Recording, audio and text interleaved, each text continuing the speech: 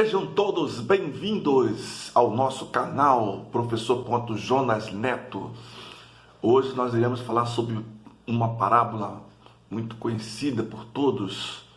Vamos fazer uma hermenêutica, uma exegese, uma interpretação bíblica de uma parábola que talvez você não tenha conhecimento dos fatos, né? Simplesmente conhece essa parábola.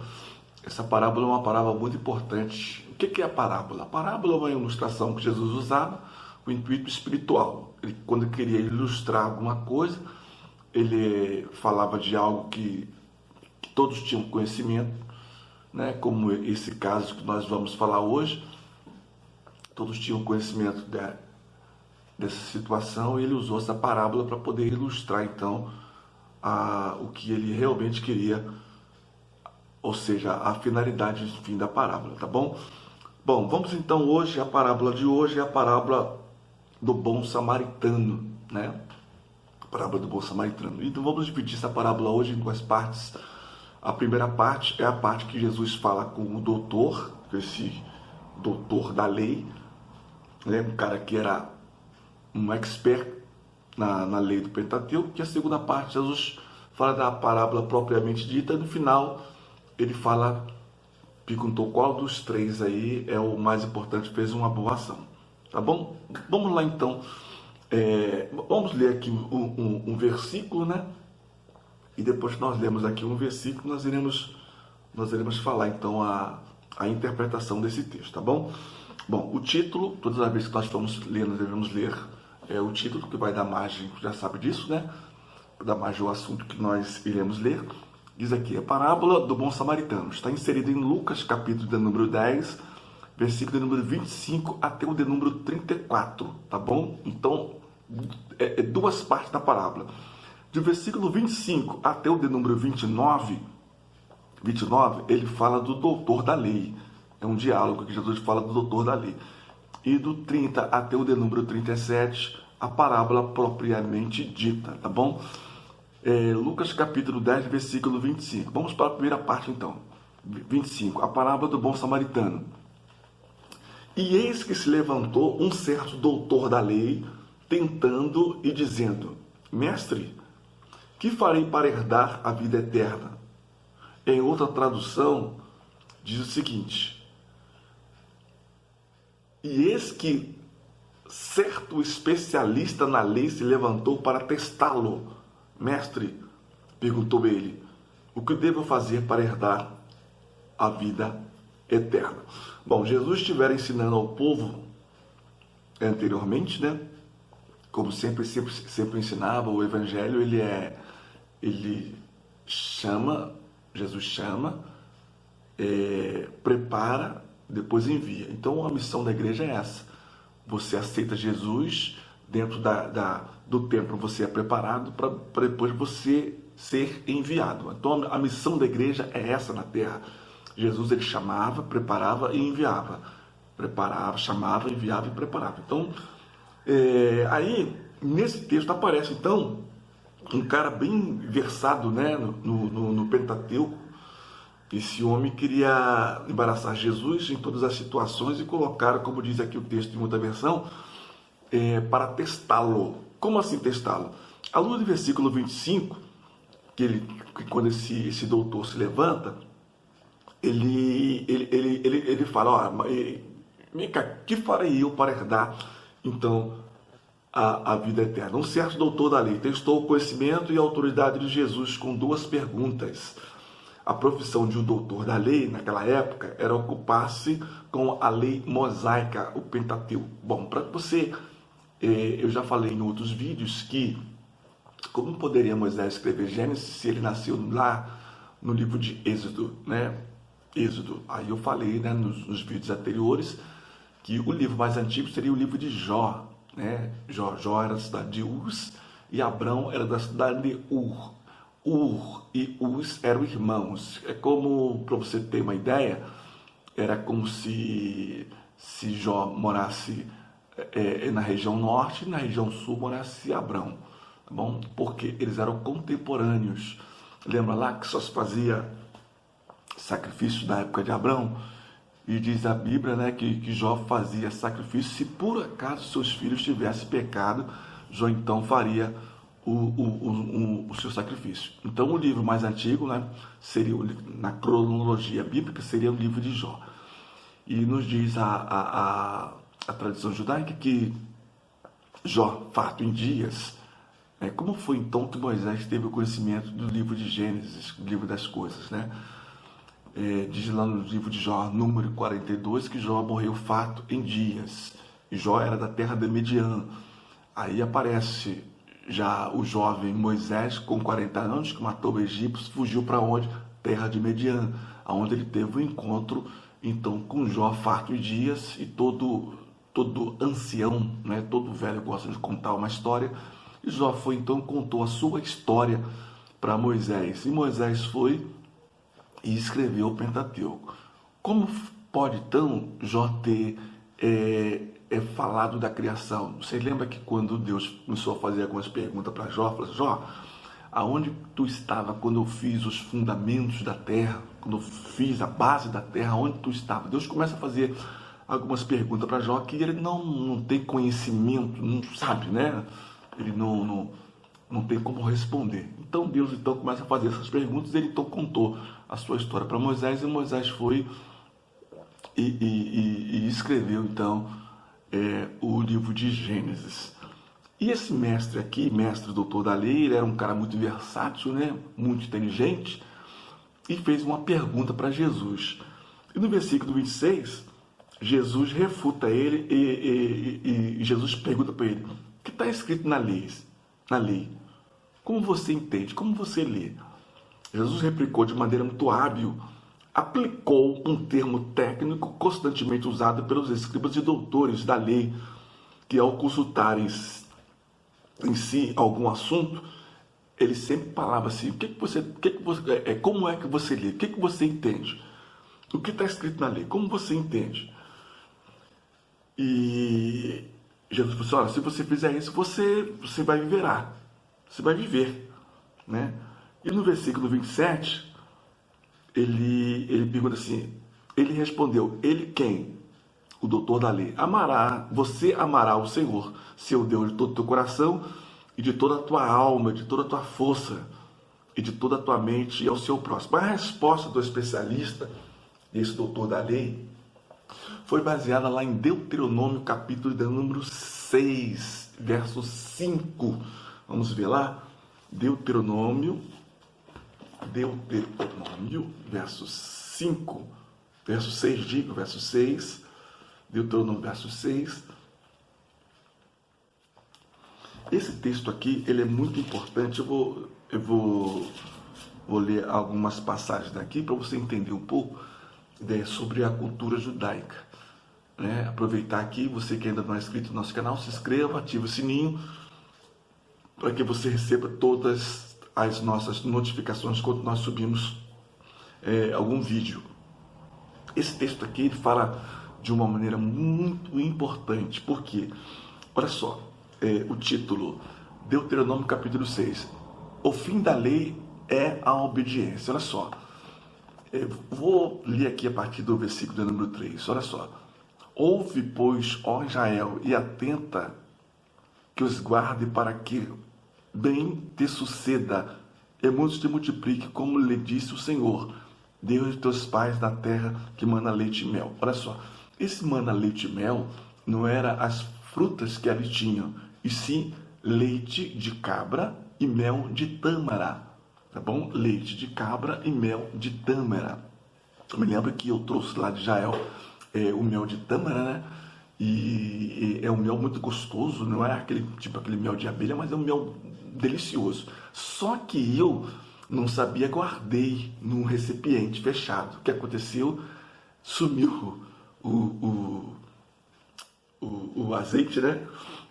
O mel sumiu, desapareceu. Não sei se evaporou, secou, sei lá. Bom, então não é para tu guardar. Aí nós vemos dois personagens bíblicos, tanto do Antigo como do Novo também, que se alimentavam de mel silvestre. Esse mel, no caso, nesse mel que está falando aí, é o mel de tâmara, tá bom? Que era Elias e também João, chamado de O Batista. O 4. Ouve, Israel, o Senhor nosso Deus é o único. Aí diz aqui, amarás o Senhor teu Deus de todo o teu coração e de toda a tua alma e de todo o teu poder. Esse texto aqui é que o doutor da lei refutou o Senhor. Jesus falou assim, olha, o que está na lei, como você entende? Ele foi e refutou esse texto aqui, que devemos amar o Senhor teu Deus de todo o teu coração, de toda a tua alma e de todo o teu poder. Uma coisa interessante, quando nós temos, você observa um judeu, quando ele está com uma tira na sua mão, enrolada na sua mão esquerda, tira preta, né? E essa tira vem, pega aqui na testadeira e fica aqui assim um quadradinho, né? Não sei se vocês já viram. Isso dá-se o nome de testadeira, baseado nesse texto aqui que eu vou passar para vocês agora. Diz assim, ó, e essas palavras que hoje te ordeno estarão no teu coração. O 7, ó, e as intimarás a teus filhos, e delas falarás assentado à tua mesa. Ou seja, a instrução do Senhor é para ensinar os nossos filhos, os filhos dos judeus e os nossos filhos, sentado à mesa, tá bom? Em tua casa, e andando pelo caminho, e deitando-te e levantando-te. Olha só, aqui que vem aquele texto que eu falei com vocês, da testadeira. Ó, também as atarás por sinal na tua mão, e te serão por testadeira entre os teus olhos. Então, nessa testadeira que eles colocam, tem esse versículo aqui, ó. Amarás o Senhor teu Deus de todo o teu coração, de toda a tua alma, de toda a tua força, de todo o teu poder. Escrito bem pequenininho, tá bom? Está ali. Então, esse doutor da lei, sabendo disso, ele respondeu baseado em Deuteronômio capítulo 6, versículo 5, que também está inserido em Levítico capítulo 19, versículo 18. Essas passagens submetem-se à própria essência de toda a verdade da religião, que é generosidade e amor. Versículo 28. Jesus replicou e falou assim, você respondeu corretamente, continua assim e você viverá. A resposta de Jesus é clara. Se algum ser humano realmente cumpre com perfeita essa ordenança sobre o amor, então, de fato, obterá a vida eterna, tá bom? Não havia nada de errado com esse elevado requisito da lei, baseado lá em Romanos, capítulo número 7, versículo 12. A lei é santa e o mandamento é santo, justo e bom, assim nos diz lá em Romanos 7, 12. Também no livro de Gálatas, capítulo 3, versículo 12, diz, o homem que pratica essas coisas, por elas viverá, tá bom? Aí, sabendo que a lei é espiritual, eu, porém, sou carnal, vendido ao pecado, Romanos 7, 14. E aqui no versículo de número 29, diz assim, ó, então o doutor da lei, ele porém, querendo justificar-se, disse, e quem é o meu próximo? Ou seja, devemos praticar o amor e a genuinidade ao próximo, né? A lei não é muito clara, especialmente na questão de amar o próximo. Afinal, quem é o meu próximo? Quem é o seu próximo? Se Jesus apresenta uma definição, uma descrição, uma formulação precisa. Quem é o meu próximo? Aí Jesus começa a falar aqui, ó, lá em Mateus capítulo 5, no sermão, né, Jesus, Mateus capítulo 5, versículo número 43 até o 48, ele fala assim, amará o teu próximo e aborrecerá o seu inimigo. Ou seja, aí ele fala assim, ame ao seu próximo, o israelita, ame o seu próximo, o fariseu. Então Jesus falou assim, olha, quem é o meu próximo? Sabe quem é o teu próximo, doutor ali? É o fariseu, é o israelita, é aquele que te odeia, aquele que te pisa. Essas pessoas são o seu próximo. Você deve amar o seu próximo. Aí, aqui no 30, ele falou assim, mas quem é o meu próximo? Quem é o meu próximo? Aí vamos então para a segunda parte, que é a parábola propriamente dita desse texto. Aí Jesus fala aqui no versículo 30, com base nisso, Jesus disse: certo homem estava descendo de Jerusalém para Jericó e caiu entre ladrões. Ele o despiram, o espancaram com golpes e mais golpes, e se foram deixando semi-morto. Certo homem, ou simplesmente um homem. Então, antes de Jesus chegar na conclusão, Jesus disse: olha, você lembra de uma história aí, que tinha um certo homem que estava descendo aí de Jerusalém para Jericó. Ou seja, essa estrada de Jerusalém para Jericó, constantemente era uma estrada de acesso de Jerusalém para Jericó, porque essa Jericó era Jericó nova. Nós temos dois fatos aí que podemos comprovar que era uma Jericó nova. Por quê? Porque a maioria das pessoas ricas moravam ali em Jericó, aquela Jericó de Zaqueu. Tá bom? Nós temos dois textos, Marcos e Mateus. Eles nos dizem que tinha dois cegos, né, que estavam saindo de uma Jericó. E aí, lá em Lucas 18, diz que tinha um cego que Jesus estava entrando em Jericó. Aí você pode pensar que os evangelistas, né, os evangelhos sinópticos, né, eles estavam em desacordo. Não é que estavam em desacordo, é simples. É porque uma Jericó era antiga e a outra era nova. A Jericó que é citado Mateus e Marcos era a Jericó antiga, aquela Jericó de Josué 6, quando Jericó foi destruída.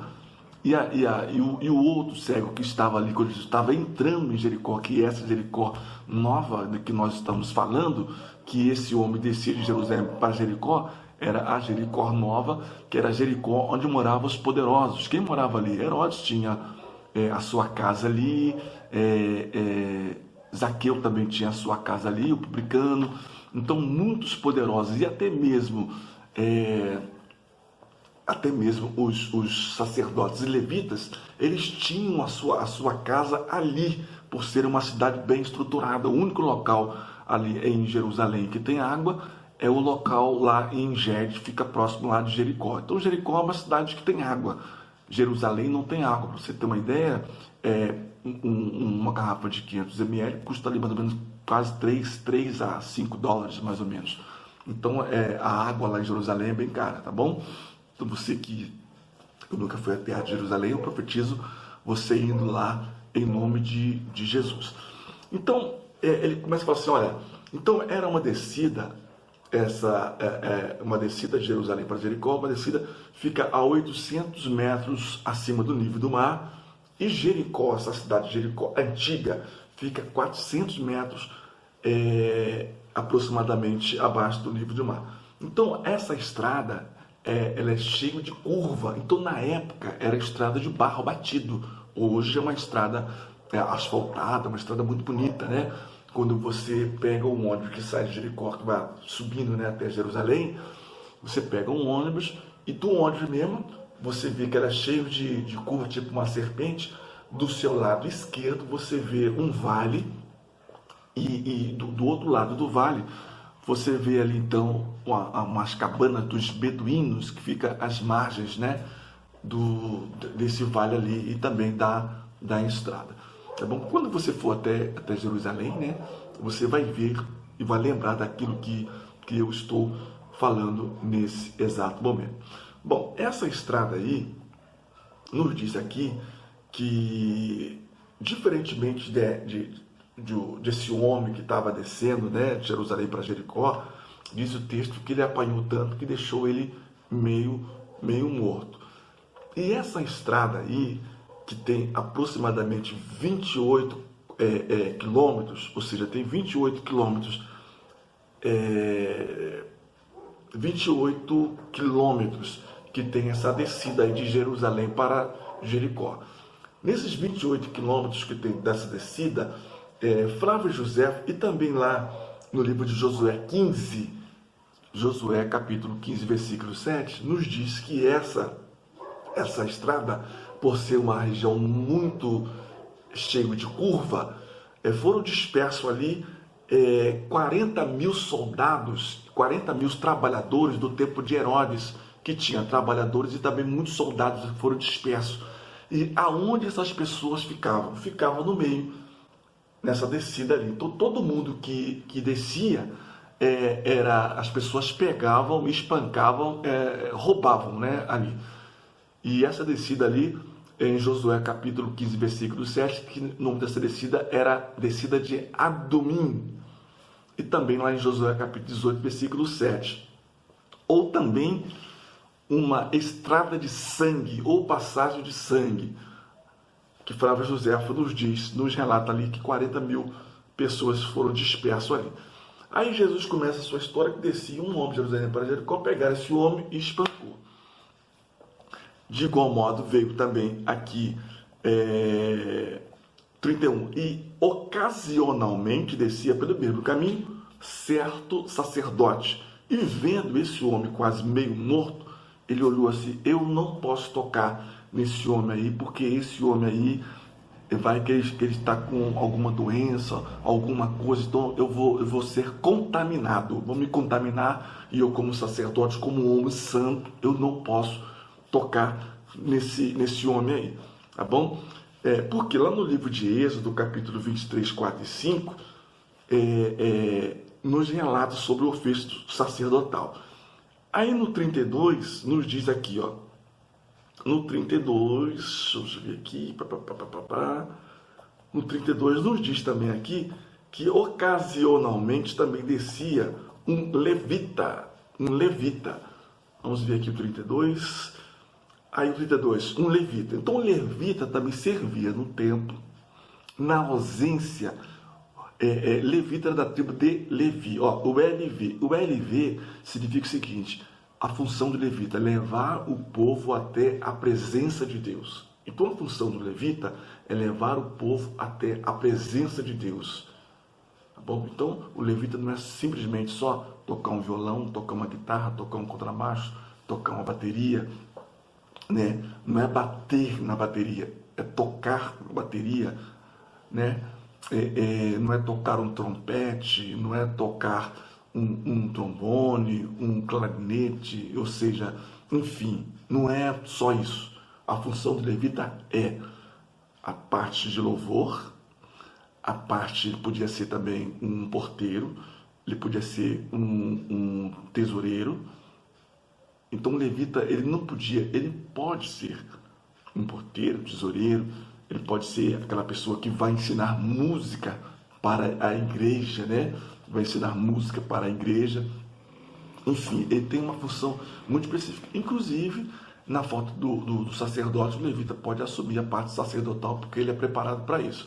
Tá bom? A única tribo que não recebeu nenhum bem, nenhum patrimônio, nenhuma terra, foi a tribo de Levi, que a finalidade era simplesmente ensinar o povo. O levita olhou, passou também a largo, pessoal, eu não posso também tocar nesse homem aí, porque eu sou um levita, e passou a largo. Mas aí nos diz aqui, certo samaritano, aqui ó, no versículo de número 33, ó. Mas um certo samaritano que ia de viagem chegou ao pé dele e vendo, moveu-se de íntima compaixão, 34, e aproximou-se, lhe atou as feridas, aplicando-lhe azeite e vinho, e pondo-o sobre a sua cavalgadura, levou para uma estalagem e cuidou dele. Bom, aqui nós vemos aqui, Jesus não cita quem era essa pessoa que desceu de Jerusalém para Jericó, que pegaram ali. Mas nós sabemos que pela parábola, se desceu depois um samaritano, naturalmente seria um judeu que desceu lá. Aí você pode dizer assim, mas por que essas pessoas não pegaram, não espancaram o sacerdote e também não o levita? Então eles não queriam nada, tipo assim, sacerdote e levita são homens de Deus, né? Eu não posso tocar. Aí se eles tiveram esse temor, e nos dias de hoje essas pessoas que criticam pastores, criticam bispo, apóstolos, ou seja, criticam todo mundo. Gente, não importa se ele está fazendo algo errado ou não. Se está fazendo algo errado, pode ter certeza que um dia a conta vai chegar, tá bom? Então não se preocupe com pessoas que ficam fazendo isso ou aquilo, a pessoa não está dando testemunho disso, aquilo, não se preocupe. Se você está numa denominação que o líder está em uma situação, se você não concorda com a sua liderança, vá para outro lugar, tá bom? Esse é o meu conselho para você. Aí o samaritano pegou essa pessoa. Os samaritanos eram desprezados pelos judeus porque descendiam de gentios e porque seu tipo de culto era diferente do judaísmo ortodoxo. Bom, vamos lá. Lembra da mulher samaritana lá em João capítulo número 5? Nos diz aquele texto lá que a mulher percebeu que ele era judeu. Por quê? Por causa da veste. Então a veste que aquele homem que Jesus estava era uma veste judia, então ela percebeu ali. Então na época os samaritanos tinham lá em Samaria a sinagoga dos samaritanos, né? Tinha a sinagoga dos samaritanos, tinha um templo dos samaritanos, para que eles não fossem até ao sul, ao templo. Então quando o templo tinha sido dividido, né, reino do norte e reino do sul, a parte do norte, a parte de Israel, então tinha o templo samaritano, e a parte sul tinha então o templo de Jerusalém. Então eles não se davam na parte religiosa, tanto é que os discípulos de Jesus foi aonde? Foi até a cidade de Samaria comprar alimento, tá bom? Então não se dava na parte religiosa, mas na parte de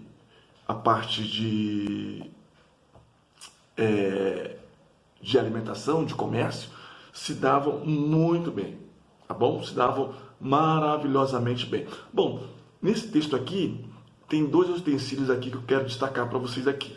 Então, esse homem limpou a ferida, o samaritano limpou a ferida desse homem, que depois ele vai dizer que era o próximo dele, limpou a ferida. Assim que ele limpa a ferida, ele usa aqui dois elementos. Ele usa aqui o azeite e o vinho. Então, qual a finalidade dele pegar o azeite e vinho? Bom, o azeite era bastante usado pelos antigos como remédio no uso externo para aliviar a dor do ferimento. Aonde você pode constatar isso? Lá em Isaías, capítulo 1, versículo 6. O vinho também era utilizado como medicamento para ser aplicado externamente em ferimentos e machucados.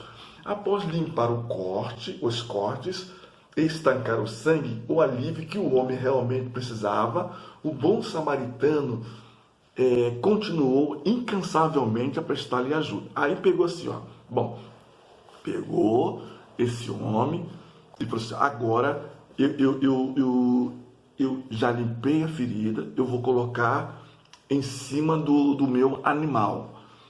E diz aqui, ó, e partindo outro dia, tirou dois dinheiros, olha só, o que esse samaritano fez? Tirou 2 dinheiros, que estava na estalagem, né? E deu ao hospedeiro, e disse: cuida dele, e tudo que mais gastarem eu te pagarei quando voltar. Então esse homem provavelmente ele era o quê? Um comerciante, tá bom? Se ele não fosse um comerciante, ele não daria então esse dinheiro aí. Bom, eu fiz umas contas aqui, 2 denários, né? O equivalente ao salário de 2 dias. Ele estava pagando as despesas de um completo estranho, só por causa de sua vontade. Então, quanto eu fiz as contas, né? Pela época daria aí 16 a 18 centavos por dia de dólar, né? Centavo de dólar, 16 a 18 centavos de dólar. Daria então uma dólar de cotação de 5,05, dá aproximadamente aí R$1,64. Então, o equivalente a R$1,64 nos dias de hoje, tá bom? Cuidou, se por acaso aí você gastar mais alguma coisa, quando eu voltar aí, eu vou te ressarcir esse dinheiro aí. E Jesus conclui então a sua própria senhora. Qual desses três, então, fez uma boa ação? Foi o samaritano? Foi o sacerdote? Ou foi o levita? Aí aquele homem falou assim, bom, ele disse assim, ó, o que usou de misericórdia, com certeza, ele disse, senhora, esse que usou de misericórdia era um samaritano e ele cuidou do seu inimigo judeu. Com certeza aquele homem ficou num desespero. Mas Jesus ilustrou essa parábola para dizer assim, ó, quem é o seu próximo? Agora eu pergunto para você, quem é o seu próximo? Você ama realmente o seu próximo? Se você ama a Deus, tem o amor de Deus no seu coração e a generosidade, você deve amar o próximo. Amar o próximo como a ti mesmo. Tá bom? Fique com essa palavra em nome de Jesus. Meus amados, agradecer a Deus por mais uma oportunidade. Já falei sobre a IESA. Depois vou colocar aqui na descrição, você que quer fazer algum curso. E é muito prazer receber você. Você que ainda não é inscrito, mais uma vez, inscreva-se em nosso canal, ative o sininho para receber todas as nossas notificações. A mesma coisa que todo mundo faz, tá bom? E gostaria também de ver o seu comentário, tá bom? Comente aqui sobre essa parábola, se você já ouviu algum comentário parecido com esse. E vai ser um grande prazer receber o seu comentário também. Comentário e crítica também, tá bom? Deus abençoe você. Vamos orar. Pai, em nome de Jesus, obrigado, Senhor, por essa oportunidade que estivemos aqui falando sobre essa parábola do bom samaritano. Continua nos fortalecendo, abençoa aqueles que vão ouvir, aqueles que vão ver esse vídeo. Tome em tuas mãos, seja de edificação espiritual, que possamos amar os nossos inimigos. Amar, Senhor, aqueles que nos amam é muito fácil, mas amar os nossos inimigos é muito difícil. Dá-nos graça e virtude para que possamos suportar as tentações que hão de vir sobre nós. Nós rejeitamos toda a retaliação. Eu abençoo esse lar em nome de Jesus. Amém. Amém. Até outra oportunidade e até o próximo vídeo, se Deus quiser. Deus abençoe.